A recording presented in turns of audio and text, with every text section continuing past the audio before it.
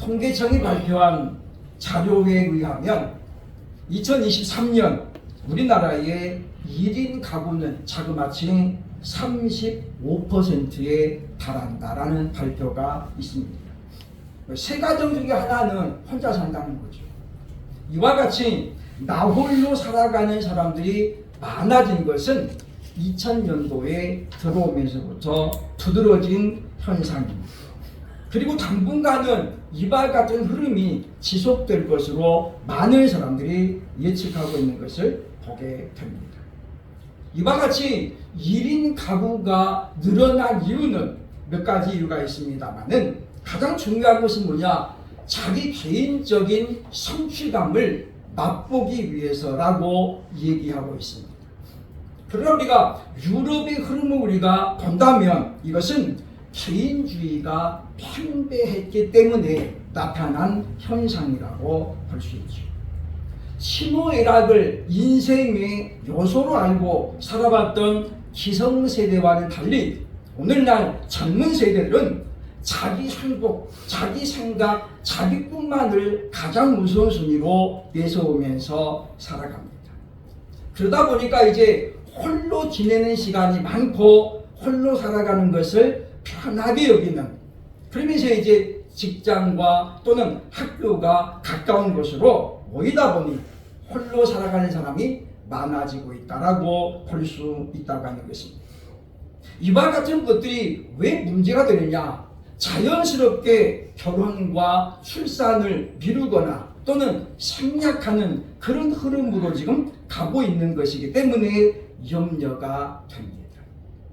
지난주 우리 KBS 1TV에서는 5일 동안 특집으로 다룬 프로가 하나 있었죠. 저 너머의 출산 이야기라는 것인데, 우리 저출산 문제가 한국의 심각한 문제로 대두되고 있습니다. 제가 서울에 처음 왔을 때만 하더라도 초등학교가 2부제였죠. 2부제. 오전반이 있었고 오후반이 있었습니다. 학생들이 얼마나 많았는지. 그런데 지금은 한 학급에 20명 안팎. 서울 이야기입니다. 지방 이야기가 아니고. 그러니까 서울 시내도 지금 아이들이 별로 없습니다. 놀이터에 가봐도 주말에 가면 아이들이 별로 없는 것을 우리가 쉽게 발견하게 된다라고 하는 것입니다. 그래서 우리가 5월 가정의 달을 맞이하면서 과연 성경적인 가정은 어떤 것일까? 하나님께서 말씀하시는 좋은 부모는 어떤 사람이고 좋은 자녀는 어떤 사람인가를 우리가 말씀을 통해서 확인해 보면서 우리 자신이 더 좋은 부모, 다시 말하면 더 성경적으로 좋은 부모가 돼야 되겠다, 또는 성경적으로 더 좋은 자녀가 돼야 되겠다라는 그런 다짐이 우리에게 필요하다라고 하는 것입니다. 어버이면서 동시에 자녀인 그런 사람들이 많습니다. 흘러가는 세월을 누가 막을 수 있겠습니까마는, 그러나 우리가 하나님의 말씀 앞에 우리가 시간도 겸손히 우리가 귀를 기울이면서 과연 좋은 부모와 좋은 자녀는 어떤 사람인지 우리 말씀을 통해서 함께 생각하는 시간이 되어야 할 것입니다.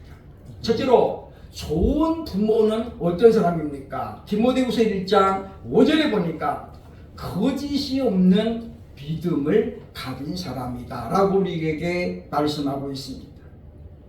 제가 말씀을 준비하면서 성경에 가장 좋은 부모의 모델이 누가 있을까 많이 생각을 해봤는데 의외로 성경에 좋은 부모가 별로 없어요. 그렇죠?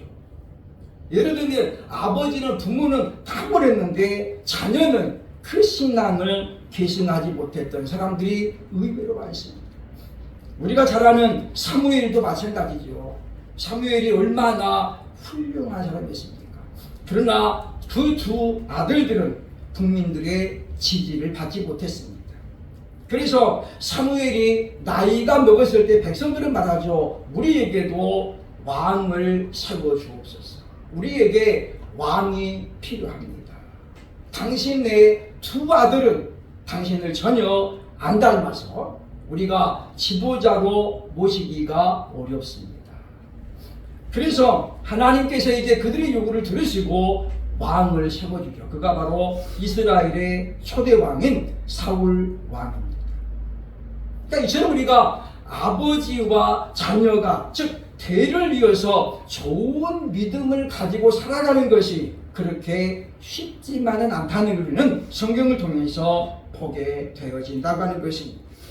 그런데 그 중에 하나 바로 디모데의 가정을 우리가 롤모델로 볼 수 있습니다.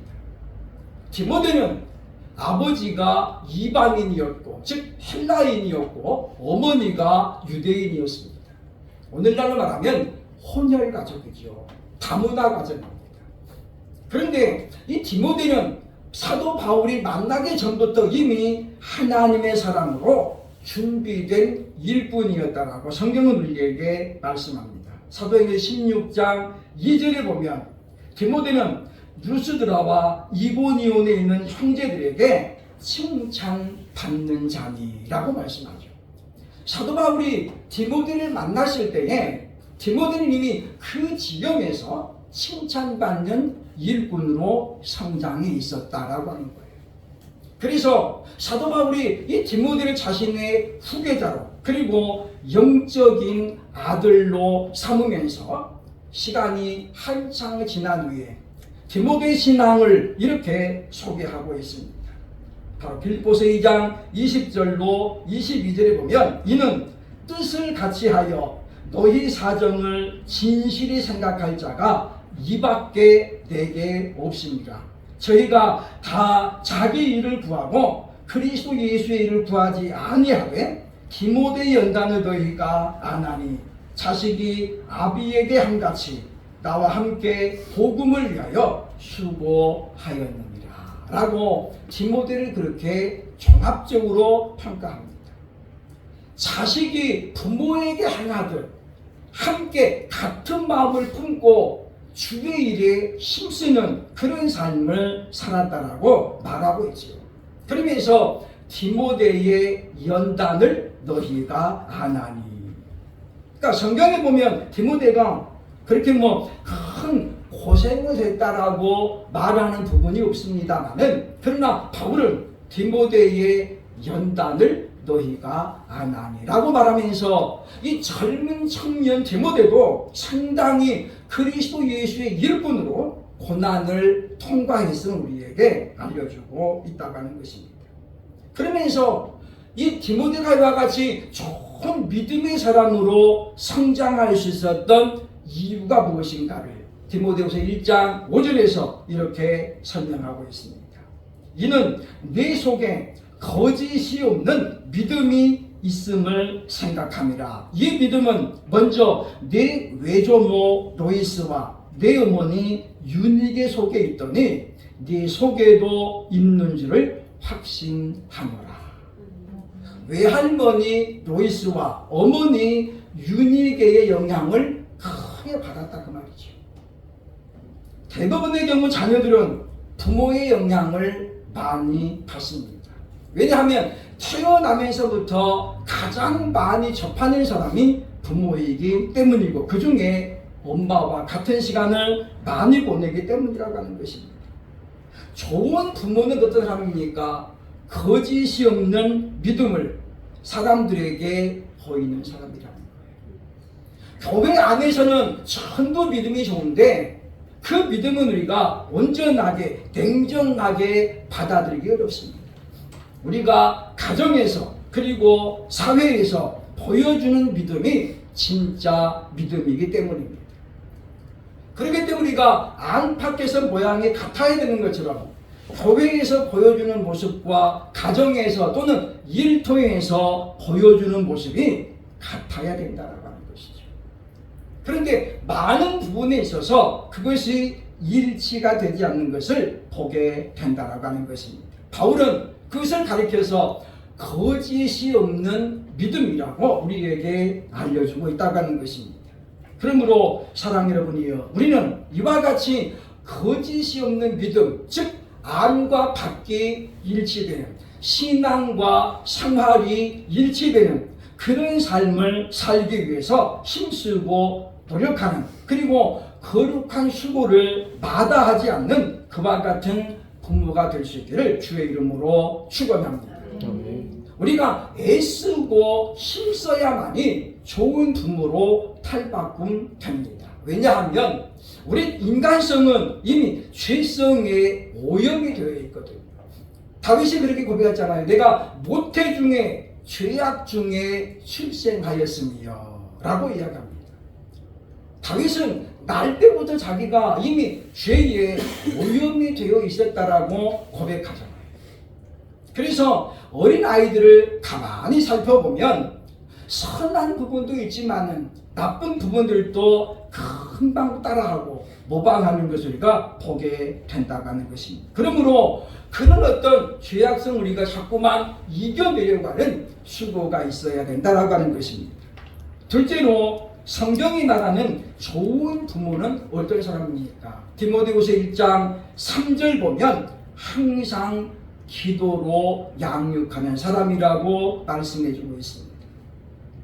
디모데후서 1장 3절을 보면 내가 밤낮 간구하는 가운데 쉬지 않고 너를 생각하며 청결한 양심으로 조상적부터 섬겨오는 하나님께 감사하고 라고 바울은 고백하고 있습니다. 바울은 영적인 아버지로서 디모데를 위해서 늘 기도했다는 거죠. 그것은 바울만의 교육 방법이 아닙니다. 당시 유대인들은 전통적으로 하나님의 말씀으로 자녀를 양육하고 기도로 자녀를 키웠음을 우리에게 보여주고 있기 때문이라고 하는 것입니다. 그래서 이 유대인들은 항상 하나님이라는 단어를 가장 먼저 가르치죠. 우리는 엄마, 아빠를 가르치잖아요. 그죠? 엄마 해봐, 아빠 해봐. 누구나 그렇습니다. 유대인들은 그렇지 않습니다. 엘로힘이라는 하나님이라는 단어를 제일 먼저 가르칩니다. 그래서 엄마, 아빠 부르기 전에 하나님이라는 단어부터 먼저 배운다는 거죠. 탈무드에 보면 그런 우리의 교훈을 주고 있다고 하는 것입니다. 이 엘로힘이라는 글자를 봐가지고 거기에 꿀을 붙입니다. 그리고 어린아이가 그 꿀을 찍어 먹는 그 기쁨으로 매일 따라 사는 거예요. 아이는 글자를 배우는 게 아닙니다. 꿀을 찍어 먹는데 그것이 이제 습관되면 엄마가 읽어주죠. 하나님이라는 말을 한다. 엘로힘. 그래서 그 아이들이 크면서부터 하나님의 존재를 인식하고 믿음의 대상으로 받아들인다고 하는 것입니다. 그러면서 늘 기도한다는 말이죠. 본문에 디모데의 외할머니 로이스와 어머니 유니게는 디모데를 이와 같이 눈물로 양육했음을 우리에게 보여주고 있다고 하는 것입니다. 부모의 눈물의 기도소를 듣고 자라난 자녀는 결코 탈선할 수 없고 하나님을 떠날 수 없다라고 하는 것입니다. 그러므로 우리는 이와 같이 자녀를 위해서 기도하는 부모가 있으면 얼마나 감사한 일인가 생각을 해야 됩니다. 저도 이제 목회를 하면서 나름대로 제가 이렇게 쭉 분석을 해봅니다. 어떤 사람이 비교적 평탄하게 교회를 합니까? 답이 나와요. 그죠?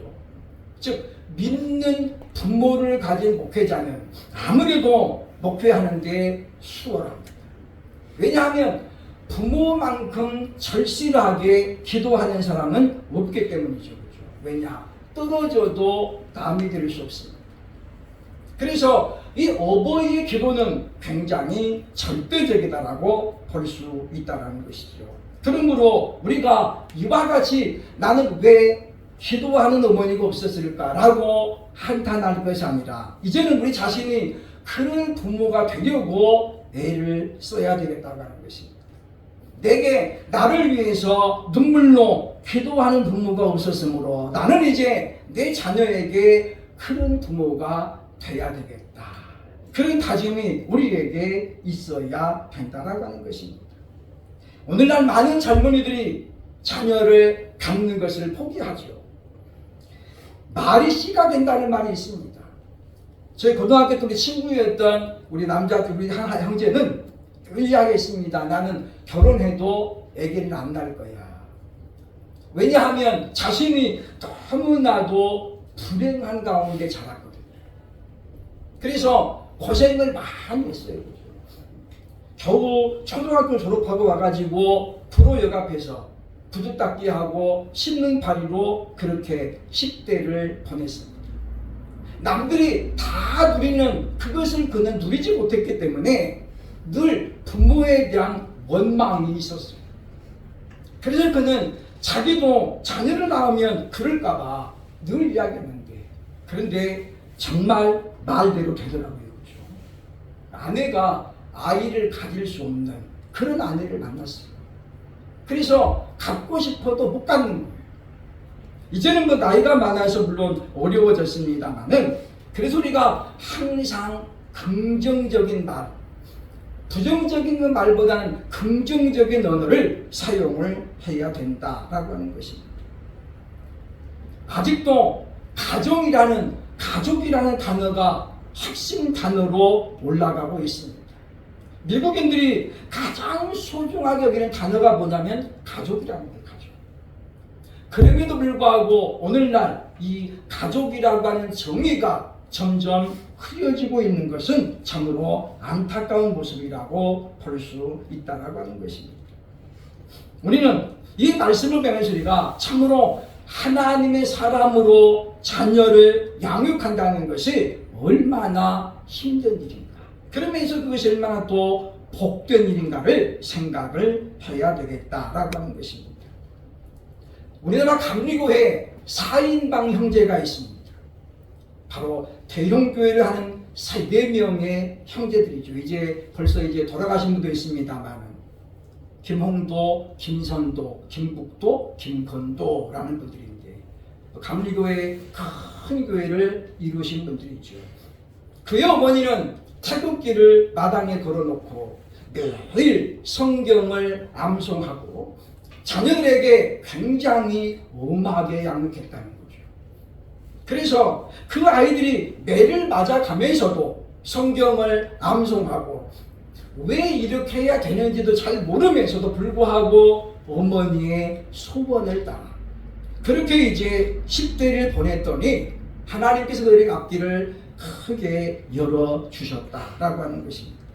그러면 우리는 우리의 자녀들이, 우리의 가족이 평안하게 참으로 좋은 가정이 되기를 원한다면 우리는 서로 기도하는 사람들이 되어야 되겠다라고 하는 것입니다. 세 번째, 어떤 자녀가 좋은 자녀입니까? 에베소서 6장 1절로 2절 보면 부모에게 순종하는 사람이라고 말씀해주고 있습니다. 자녀들아, 주 안에서 너희 부모에게 순종하라. 이것이 옳으니라. 성경은 이것이 옳으니라 라고 말하면서 바로 자녀들에게는 부모를 순종하라고 명하고 있습니다. 그리고 한 가지 조건이 붙습니다. 그게 뭐냐면 바로 공경하라는 것이죠. 그냥 맹목적으로 순종하라는 것이 아니라 공경하는 마음으로 순종하라고 말합니다. 하나님께서 아브라함을 보시면서 아브라함이 이삭을 아끼지 않고 드렸더니 그때 하나님 뭐라고 이야기했냐면 이제야 네가 나를 경외하는 줄을 아노라 라고 경외라는 말을 씁니다. 여호와를 경외하다라는 말인데 이 경자가 바로 공경할 경자이고 외자가 두려워할 외자입니다. 그러니까 하나님을 공경만 하면 안 된다는 거죠. 두려워하는 마음이 같이 가야 된다는 거예요. 하나님은 항상 양면성을 가진 분이죠. 우리가 동전도 양면성이 있잖아요. 그렇죠? 한쪽에서 보는 그림이 다르고 반대편에 보는 그림이 다른 것처럼 하나님은 한쪽은 사랑의 하나님이시고 반대편은 어떤 하나님이요? 심판의 하나님이시고 그래서 하나님께서 심판하실 때는 그야말로 굉장히 냉정하게 심판하십니다. 소돔과 고모라 그리고 스보임과 아드마라는 4개의 성읍이 멸망할 때에 성경은 말합니다. 그 누구도 생존한 자가 없었더라. 왜냐하면 불이 유황불이 빛처럼 쏟아졌기 때문이죠. 그리고 하나님께서는 모든 생명들을 깊이 잠들게 하십니다. 그리고 단 세 사람 롯과 두 딸만을 건져내시죠. 그러니까 우리가 거기에 보면 하나님의 심판과 같이 엄청나게 무섭게 되는 거예요. 사랑의 하나님이 어떻게 그럴 수 있을까요? 그것은 바로 하나님은 사랑의 하나님이면서 동시에 심판하시는 하나님이기 때문이라고 하는 것입니다. 그래서 우리가 부모를 순종하되 공경하는 마음으로 순종을 해야 된다고 말하고 있습니다. 그러면서 이와 같이 부모에게 순종하는 자에게는 하나님께서 복을 약속하고 있습니다. 그것이 바로 6장 3절에 나오죠. 이로써 네가 잘되고 땅에서 장수하리라. 가나안 농군학교의 창설자 김용기 장로님은 늘 그렇게 말씀했어요. 그죠? 사업에 실패하고 그래서 그 농군학교에 피신하다시피 도망쳐온 사람에게 물었습니다. 부모에게 효도했냐? 첫 질문이 그거였대요. 그러면 어떤 사람이 나는 부모에게 효도했습니다 라고 말하겠습니까? 왜냐? 효도에는 만점이 없거든요. 아무리 잘해도 항상 부족한 것입니다. 그때 그분은 이 말씀을 이야기했더죠. 바로 부모에게 효도해야 땅에서 잘 됩니다. 오늘 성경이 말씀하죠. 네가 잘 되고 땅에서 장수하리라. 그러므로 우리가 자녀에게 공경함으로, 자녀는 부모에게 공경함으로 순종해야 된다고 하는 것입니다. 성경에 수많은 인물들이 나오죠. 그런데 하나님께서 내가 너와 함께 하겠다 라는 약속의 말씀을 주신 사람들이 여러 명 나옵니다. 그런데 그 약속을 가장 먼저 해준 사람이 나옵니다. 그가 바로 누구냐면 이삭입니다. 하나님께서 이삭 이전에도 많은 사람이 있었지만은 그 누구와도 내가 너와 함께 하리라 약속을 해주셨거든요. 아브라함에게도 그 약속을 해주셨어요. 그런데 이삭에게 하나님이 말씀하십니다. 내가 너와 함께 있으리라. 그러면 하나님은 왜 이삭에게 그와 같이 내가 너와 함께 하리라고 말씀하셨을까요? 이삭은 바로 순종의 사람이었기 때문입니다. 근데 우리가 아는 것처럼 모리아 산에 아버지 아브라함이 자기를 결박하고 칼을 들어 자기를 죽이려 하는 그 순간까지 아버지에게 대들지 않았죠. 순종하지 않았어요. 어떤 아버지가 꼬마인 아들을 데리고 목욕탕에 갔답니다. 아빠가 들어가면서 물이 따뜻한데 시원하다 그랬대요. 근데 아버지가 꼬마가 그 말 듣고 털썩 들어갔는데 얼마나 뜨거워요. 그러죠. 그래서 이 아이가 그랬대요. 아빠 왜 사기치고 있어? 그랬대요. 우리 성남의 우리 친구 목사님이 아버님이 목회하던 교회를 물려받아서 지금 하고 있습니다만은 그 아들이 물었대요. 아버지 임종할 때 아버지 목사인 아들한테 해주고 싶은 말씀 해주세요. 그랬더니 한참 있더니 사람은 믿을 것이 복되더라 그러더랍니다. 목회를 오랫동안 하면서 그 아버지 목사가 되는 결론이 뭐냐면 사람은 믿을 것이 복되더라. 우리가 이처럼 세상을 살아가면서 우리가 또한 실망한 경우도 많이 있습니다. 그러나 이삭은 아버지인 아브라함에게 온전히 순종했죠. 그런 그는 하나님께도 순종했음을 창세기 26장 2절로 3절에서 말하고 있습니다. 여호와께서 이삭에게 나타나 이르시되 애굽으로 내려가지 말고 내가 네게 지시하는 땅에 거주하라. 이 땅에 거주하면 내가 너와 함께 있어 네게 복을 주고 내가 이 모든 땅을 너와 네 자손에게 주리라. 거기 내가 너와 함께 있어. 하나님께서 함께 하시는 자는 복된 사람임을 믿을 수 있기를 주의 이름으로 축원합니다. 왜냐하면 하나님이 나와 함께 하시면 전능자가 함께 하시니 누가 나를 이길 수 있겠습니까? 하나님이 나와 함께 하시면 감옥이라도 그곳은 하나님의 나라이고 천국입니다. 그래서 요셉은 바로 보디발의 집에 팔려가고 또 누명을 쓰고 감옥에 갇혔지만 하나님이 그와 함께 하심으로 말미암아 그는 원망하지 않았고 그의 꿈이 이루어짐을 친히 경험했음을 우리에게 보여주고 있다고 하는 것입니다. 보이는 부모에게 순종하지 않는 사람이 안 보이는 하나님께 어떻게 순종하겠습니까? 그래서 어떤 사람 말합니다. 부모는 하나님의 대행자와도 같다.